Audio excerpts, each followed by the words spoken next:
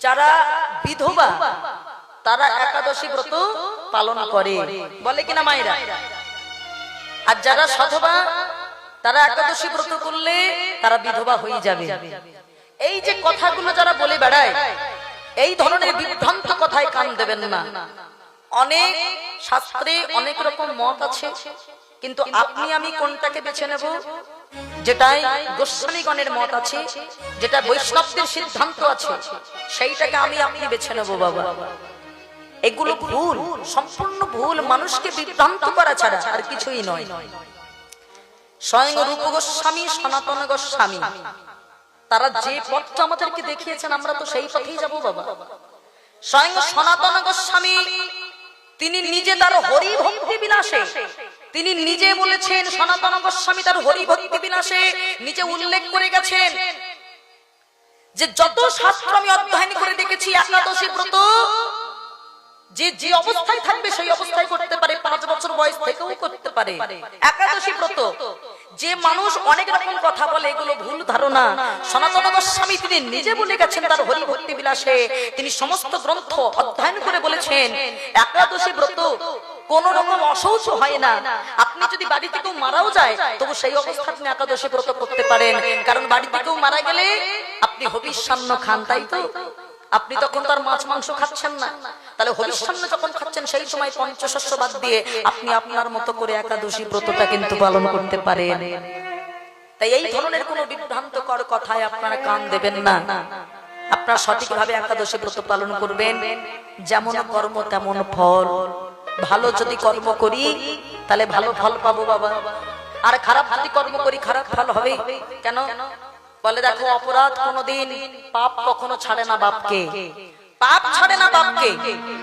কথাটা কেন বললাম জানেন? এই কথাটা আমরা সবাই বলি, পাপ ছাড়ে না বাপকে। কথাটা কেন হলো না? ভগবান হলেন আমাদের বাবা, তাকেও পর্যন্ত পাপ ছেড়ে দেয়নি। অপরাধে যে যেমন করবে তাকে ঠিক তেমন ফল পেতে হবে। ভগবানের পিতা অপরাধ করেছিল ত্রেতা যুগে, ভগবান রামচন্দ্রের পিতা রাজা দশরথ অপরাধ করেনি? অন্ধমুনির পুত্র সিন্ধুমুনিকে সপ্তভেদী বাণের দ্বারা হত্যা করেছিল। অন্ধমুনি কেঁদে কেঁদে অভিশাপ দিয়েছিল, শোনো রাজা দশরথ, পুত্র শোকে যেমন আমাদের জীবন যাবে, তেমন তোমারও জীবন যাবে। সেটা হয়নি বাবা। রামচন্দ্র যখন 14 বছর বনবাসে গেল, রাজা দশরথ হারাম হারাম বলে কাঁদতে কাঁদতে অন্ধ হয়ে দেহ ত্যাগ করেছিলেন। চলে যান ভগবানের মা, মাতা কইকেয়ী বলেছিলেন, রাম রাজা হবে না, আমার ছেলে ভরত রাজা হবে। রামকে 14 বছরের জন্য বনবাসে যেতে হবে। সেই সময় কৌশল্যা কেঁদে কেঁদে বলেছিল, কইকেয়ী রে, পুত্র শোকে তুই আমায় 1 জন্ম কাঁদালি, অভিশাপ দিলাম তোকে 3 জন্ম কাঁদতে হবে। প্রথম জন্ম তুই কাঁদবি উড়িষ্যার ইন্দ্রদুম্ন রাজার স্ত্রী গুন্ডিচা দেবী হয়ে।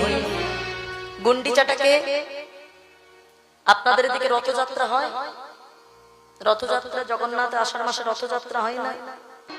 প্রথম জন্ম থেকে কাঁদতে হবে গুন্ডিচা দেবী হয়ে। কইকেয়ী অভিশাপ দিয়েছিল কৌশল্যা। গুন্ডিচাটাকে ওই যে পুরী ধামে জগন্নাথ ওই যে রথযাত্রা প্রথম দিনে মাসির বাড়ি যায় না, ওই মাসিটাই হলো গুন্ডিচা। তোর 18টি ছেলে মারা গিয়ে হয়ে যাবে 18টি নালা, তবু তোর যাবে না পুত্র শোকের জ্বালা। এটা হবে তোর প্রথম কান্না। দ্বিতীয় কান্না, তুই থাকবি কংসের কারাগারে, তোর নাম হবে দৈবকী, তোর দিয়ে আর কিছুই থাকবে না। এক এক করে সন্তান শব্দ কংস নিয়ে নেবে। ভগবান তোর কোলে আসবে, তবু তুই ভগবানকে পাবি না, ভগবানের মুখে মা ডাক শুনতে পাবি না। এটা হবে তোর 2 বার কান্না। তৃতীয়বার তুই হবি নবদ্বীপের শচী মাতা। প্রথম 8টি মেয়ে তোর মারা যাবে। বড় ছেলে বিশ্বরূপ তোকে ছেড়ে চলে যাবে। এমনকি তোর ছোট ছেলে নিমাই, যতবার বলবি নিমাই, আকাশ বাতাস প্রতিধ্বনি করে জানাবে তোমার নিমাই আর না। তাহলে বছরে কটা একাদশী বললাম? 24টা। আপনারা 24টাই ধরুন। এখন এই 24টা একাদশীর মধ্যে সর্বশ্রেষ্ঠ একটা একাদশী আসছে। 26শে জুন, 11ই আষাঢ়। ভালো করে মায়েরা মন দিয়ে শুনে নেন, বিচলিত হবেন না। পাণ্ডবা নির্জলা একাদশী। কি একাদশী বললাম বাবা? পাণ্ডবা নির্জলা একাদশী, যেটাকে বলা হয় ভীমসেনী একাদশী। এই একাদশীটা করেছিলেন পঞ্চপাণ্ডবের মধ্যে থেকে ভীম। মাঘ মাসের যে ভীম একাদশী পড়ে ওটা ভীম করেনি বাবা, এইটা করেছিল। ওটাকে বলে ভীম একাদশী, ওটাকে বলে ভৈমী একাদশী। মানুষ ওখানেই বিভ্রান্ত হয় বাবা। কিন্তু যখনই দেখবেন এই পাণ্ডবা নির্জলা একাদশী বলবে, তখনই বুঝতে পারবেন যে পঞ্চপাণ্ডবের এই ভীম করেছিল এই একাদশী, যার জন্য এই একাদশীর নাম আছে ভীমসেনী একাদশী। কেন বললাম? 24টা একাদশীর মধ্যে সর্বশ্রেষ্ঠ একাদশী এই একাদশী। কেন? আমরা দেখবেন অনেক ব্যক্তি আছে একাদশী চলাকালীন অনেক নিয়ম আছে মা, একটু একটু ভুল ত্রুটি হয় নাকি? ভুল ত্রুটি হয়ে গেলেও এই একাদশী যদি কেউ সঠিকভাবে করতে পারে, তাহলে সব অপরাধ ক্ষমা হয়ে যাবে বাবা। হ্যাঁ, কেন বললাম? এই বর্ণনা, প্রত্যেকটা একাদশীর বর্ণনা দিয়েছিলেন স্বয়ং ভগবান শ্রীকৃষ্ণ নিজে। কিন্তু এই একাদশীর, এই পাণ্ডবা নির্জলা একাদশীর বর্ণনা দিয়েছিলেন স্বয়ং ব্যাসদেব। যুধিষ্ঠির মহারাজ যখন প্রশ্ন করেছিল যে হে বাসুদেব, বাসুদেব কাকে বলে? ভগবান শ্রীকৃষ্ণকে। বাসুদেব, কৃপা করে আপনি বলে দেন, জ্যৈষ্ঠ মাসের শুক্লাপক্ষের যে একাদশী, এই একাদশীর নামটা কি? বলেছিল একাদশী সম্বন্ধে বর্ণনা করবে একমাত্র ব্যাসদেব, এই একাদশী আমি বর্ণনা করব না। ব্যাসদেব বলে বসলো, শোনো বাবা,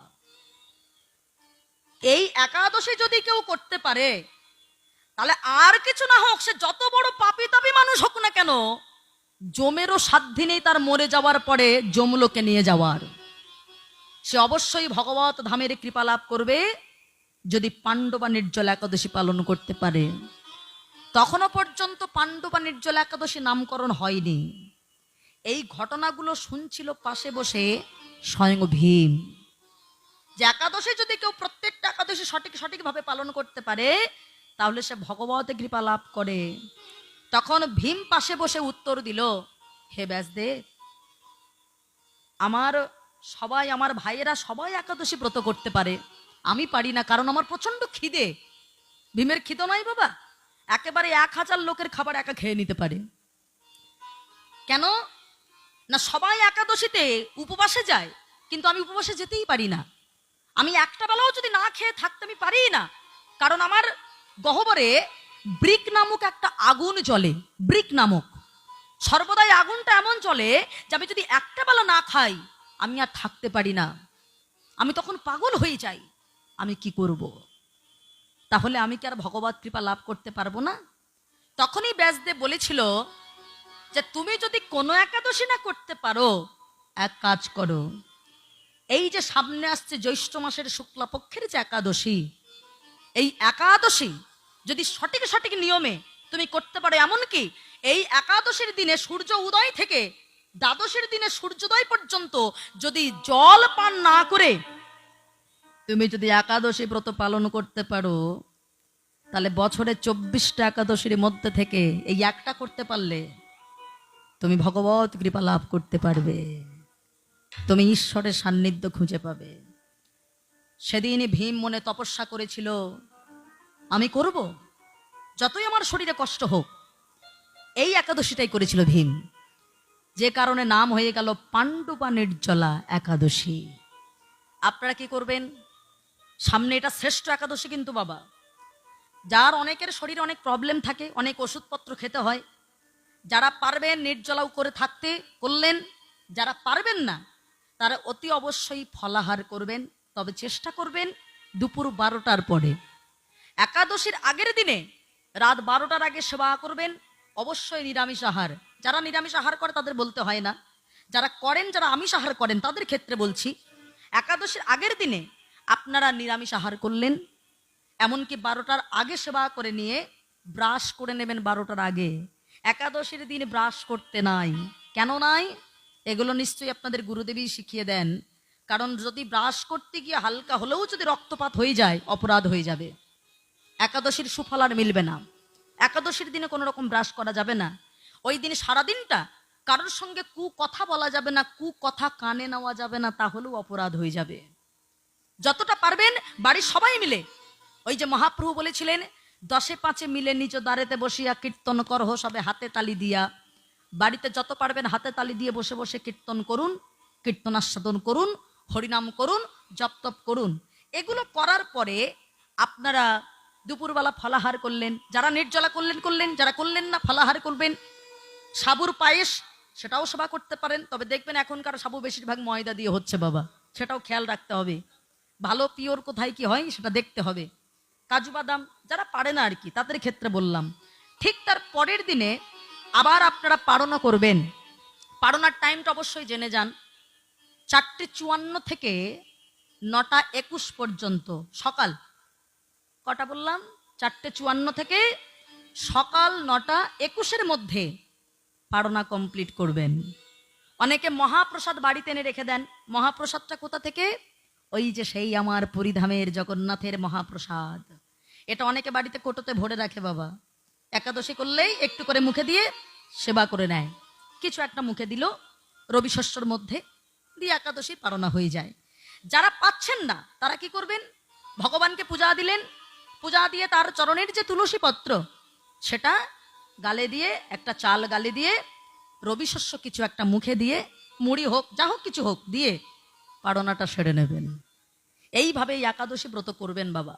এই সামনে আসছে পাণ্ডবা নির্জলা একাদশী। আপনার 24টা একাদশীর ভিতরে যদি কোনো রকম কোনো ভুল ত্রুটি হয়ে থাকে, অনেকে শরীর খারাপের কারণেও করে উঠতে পারে না, হয়তো কোনোটা গ্যাপিং হয়ে গেছে, পাণ্ডবা নির্জলা একাদশী অবশ্যই করুন। করলে পরে শ্রেষ্ঠ একাদশী করা হয়ে যাবে বাবা। চেষ্টা করবেন, ভগবানের কাছে প্রার্থনা করবেন যে ঠাকুর তুমি পারিয়ে নিও, আমি যেন করতে পারি। এই যে শ্রেষ্ঠ। আর তার আগেই তো বললাম দশহরা গঙ্গা পূজা আসছে 24শে জুন, 26শে জুনেই চলে আসছে পাণ্ডবা নির্জলা একাদশী ব্রত। সঠিক নিয়মে আপনারা পালন করুন। এই ব্রত যদি সঠিক নিয়মে আমরা পালন করতে পারি, ভগবানের চরণে যত বেশি থাকবেন তত তো সুখ বাবা, ততই শান্তি। আমরা ভাবছি সংসারে আমাদের কত সুখ দেবে, সংসারে আমার করে খেটে মরছি। সংসার কখনো সুখ দেয় না বাবা। সংসার শুধু আমার করে নিতে জানে, দিতে জানে না। শুধু দুঃখ আছে, কষ্ট আছে, কিন্তু গোবিন্দের নামে কত যে সুখ। আজকে এখানে কীর্তন শুনছেন, বলুন তো এখানে এর পিছনে কোনো দুঃখ আছে? আলোর পিছনে অন্ধকার আমরা সবাই জানি। ঘরে আপনি ভাবছেন আপনার ঘরে একটা পুত্র সন্তান হলে আপনি খুব খুশি হবেন, ওই পুত্রটা বড় হয়ে আপনাকে দুঃখজনক একটা কথা বললেই আপনি দুঃখ পাবেন তো। কিন্তু যখনই আপনি ভগবানের নাম শুনবেন, এর পিছনে কোনো দুঃখ নেই বাবা। সদাই সর্বদা আপনি আনন্দ করবেন, আপনি খুশিতে থাকবেন, এটাই তো জীবনের সব। তাই মনে রাখবেন, ভগবান যতক্ষণ বলে কোনো ভাগ্যে কোনো জীবের শ্রদ্ধা যদি হয়, তবেই তো সেই জীবে সাধু সঙ্গ করায়। সাধু সঙ্গ হইতে হয় শ্রবণ কীর্তন, কীর্তন হইতে হয় জীবের অনর্থ বিবর্তন, অনর্থ লয় হইলে জীবের ভক্তি নিষ্ঠা হয়, ভক্তি হইতে শ্রবণার্থে রুচি উপজয়, সেই রুচি হইতে হয় আসক্তি প্রচুর, আসক্তি হইতে চিত্তে জন্মে রতির অঙ্কুর, সেই রতি গাঢ় হইলে ধরি প্রেম নাম, সেই প্রেম প্রয়োজনে সর্বানন্দ ধাম নিতাই গৌর হরি বল হরি। এবার আপনারা আসুন, আবার আপনারা পারণা করবেন। পারণার টাইমটা অবশ্যই জেনে যান। 4:54 থেকে 9:21 পর্যন্ত সকাল। কটা বললাম?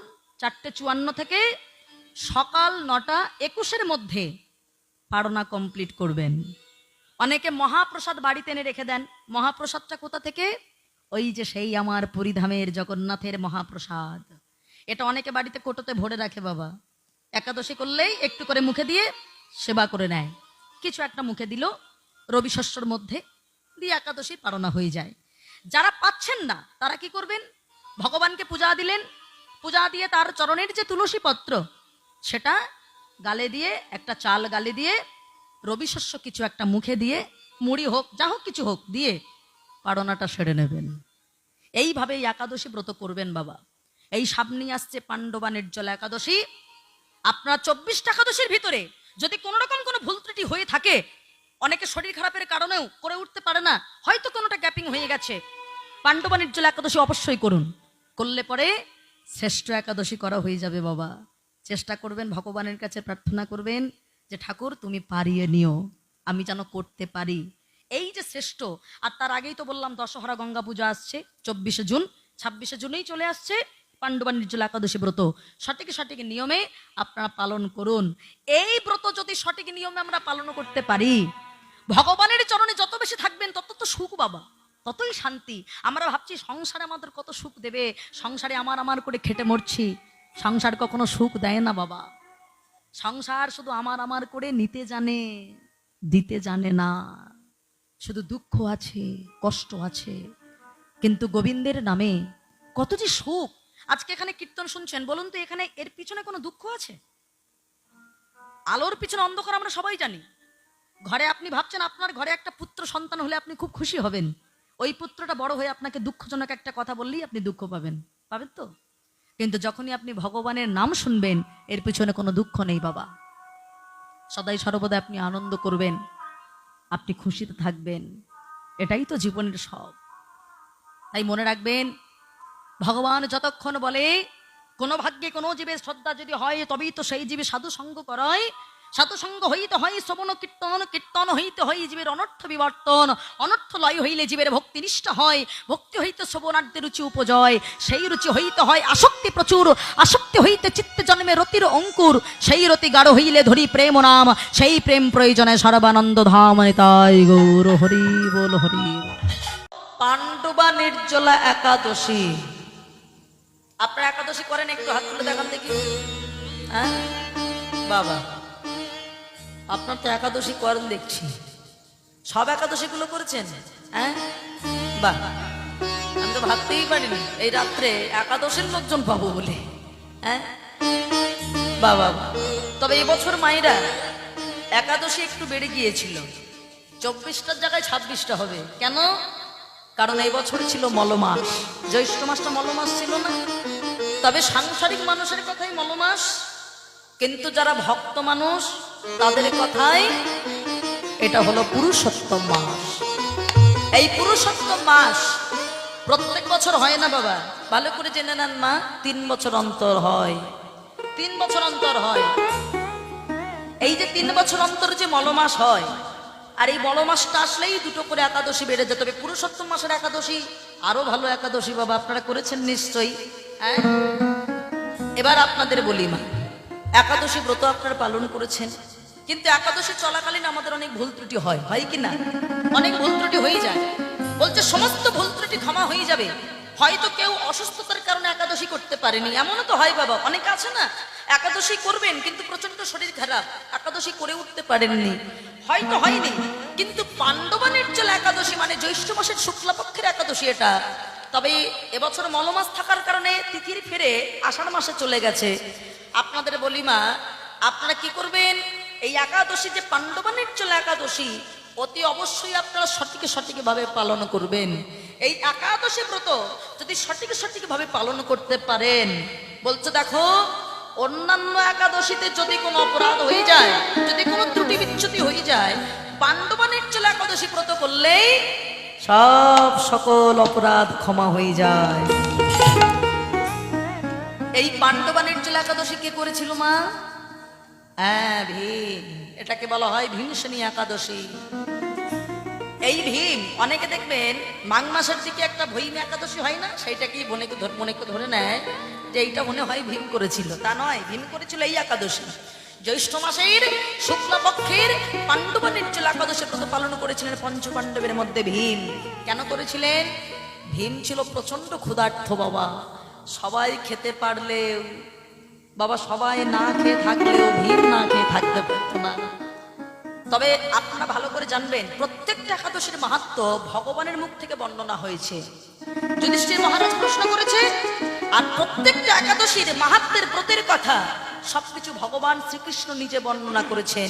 কিন্তু এই একাদশী ব্রতটা ভগবান আর বর্ণনা করেনি, এটা করেছিলেন স্বয়ং ব্যাসদেব। তিনি বর্ণনা করেননি কেন? তেমন আমরা যেমন শ্রীমদ্ ভাগবত গীতা পড়ি, গীতাটা যেমন ভগবানের মুখনিসৃত বাণী, প্রত্যেকটা একাদশী হলো ভগবানের সে মুখনিসৃত কথা বাবা। কেবল ভগবান বলতে চাইনি এইটা, কারণ তার নিজের ভক্তের কষ্টের কথা ভগবান আর বলেননি। বললেন যুধিষ্ঠির মহারাজ, হে রাজন, যদি জানতেই হয় তুমি ব্যাসদেবের কাছে জানো। ব্যাসদেব বলেছিলেন, শোনো যুধিষ্ঠির মহারাজ, এই একাদশী ব্রত যদি কেউ করতে পারে সে স্বর্গধামে চলে যাবে। মানুষের জন্মগত অনেক ভুল ত্রুটির কারণে, আমাদের কর্মের ভুলের কারণে হয়তো নরকগামী হতে হয়, কিন্তু এই একাদশী ব্রত যদি কেউ করে তার অপরাধ যতই থাক সে স্বর্গ লাভ করবে। সেই সময় পাশে বসে শুনছিল ভীম। ভীম তখন বলে বসলো, হে ব্যাসদেব, আমার তো এটাই বড় কষ্ট, আমার পেটের ভিতরে যে গহ্বর রয়েছে যার নাম হলো বৃক্ষ, সেখানে সারাক্ষণ দাউ দাউ করে আগুন জ্বলে। আমি যদি না খেতে চাই আমার আর মাথা ঠিক থাকে না, আমাকে খেতে মানে 1000 লোকের খাবার ভীম একা খেয়ে ফেলতো বাবা। হ্যাঁ, আমার পেটের ভিতরে সারাক্ষণ আগুন জ্বলে, আমি কি করব? তখন বলল, শোনো ভীম, তুমি এক কাজ করো, তুমি সমস্ত একাদশী না করতে পারলেও তুমি এক কাজ করো, জ্যৈষ্ঠ মাসের যে শুক্লাপক্ষের একাদশী, এই একাদশী ব্রত তুমি যদি পালন করো তাহলে বছরে 24টা একাদশী, মলমাস বললে 26টা হয়। এই 24টা একাদশী যদি তুমি সঠিক নিয়মে নাও পালন করতে পারো, তার ভিতর থেকে এই পাণ্ডবা নির্জলা একাদশী ব্রত তুমি যদি পালন করো তাহলে তোমার সমস্ত দুঃখ কষ্ট জ্বালা যন্ত্রণা সব তো দূরীভূত হবেই, এমনকি যা যা তোমার অপরাধ আছে সমস্ত অপরাধ থেকে তুমি মুক্তি পেয়ে যাবে। তাহলে মায়েরা, সামনেই আসছে পাণ্ডবা নির্জলা একাদশী ব্রত, আপনার সঠিক নিয়মে পালন করবেন। যত সময় অম্বুবাচী থাকাকালীন একাদশী ব্রত চলবে, অপরাধ নেই। ফলাহার করে, শাকাহার করে আপনার দিন যাপন করবেন। ব্রহ্ম মুহূর্তে ওটা স্নান করবেন। ব্রহ্ম মুহূর্ত কোনটা? সূর্য উদয় হওয়ার 1 ঘন্টা 36 মিনিট আগে উঠে স্নান করবেন। আপনারা গোবিন্দ সেবার জন্য সবকিছু সেদিন বেশি বেশি করে জপ তপ করবেন, হরিনাম করবেন। দুপুর 12টার পরে গিয়ে, তবে মনে রাখবেন যেদিন একাদশী ব্রত পালন করবেন আগের দিন রাত 12টার আগে ব্রাশ করে নেবেন। কেন সেই দিন করতে নাই কেন তাও জেনে রাখুন। যদি ব্রাশ করতে গিয়ে যদি রক্তপাত হয়ে যায় তাহলে কিন্তু একাদশী ভঙ্গ হয়ে গেল, কোনো রকম রক্তপাত চলবে না। তাই একাদশী যেদিন পালন করবেন তার আগের দিন 12টার আগে ব্রাশ করে নেবেন, 12টার আগে সেবা করবেন এবং সঠিক নিয়মে ব্রহ্মবেলা উঠে আপনারা স্নান করে বেশি বেশি করে জপ তপ করবেন। গুরুদেবের যে দেওয়া মন্ত্র জপ করবেন। 12টার পরে গিয়ে যদি এটা নির্জলা একাদশী যেহেতু, যদি জল আহার না করে যদি থাকতে পারেন ভালো কথা, তবে আত্মাকে কষ্ট দিলে হবে না। যদি দেখেন পারছেন না তাহলে কি করবেন মা? অবশ্যই ফলাহার করে নেবেন। হ্যাঁ, যাদের অনেকের ওষুধ চলে, শরীর খারাপ থাকে, এগুলো করবেন। তবে এই একাদশীটা একটু চেষ্টা করবেন। আর যদি একান্ত শরীর না দেয় তখন ফলাহার করবেন, জলপান করবেন। আর একটা কথা বলি মা, তবে সেটা দুপুর 12টার পরে গিয়ে। রাত্রেবেলা যদি আবার পারেন, যদি শরীর না পারে তাহলে ফলাহার করলেন। তার পরের দিন আবার ব্রহ্ম মুহূর্তে স্নান করবেন, করে আপনারা পারনা করবেন। তবে মনে রাখবেন, মহাপ্রসাদ, পুরী ধামের যে মহাপ্রসাদ, সেটা সবার অনেকের তোলা থাকে, অনেকের থাকে না। যদি না থাকে আপনারা ভগবানের চরণে পূজা দিয়ে তার চরণের যে তুলসীপত্র, ভোগের নয় কিন্তু, চরণের তুলসীপত্র এবং চাল মুখে দিয়ে পারনা করে নিয়ে কিছু একটা মুখে দিয়ে দেবেন। এইভাবে পারনাটা করবেন।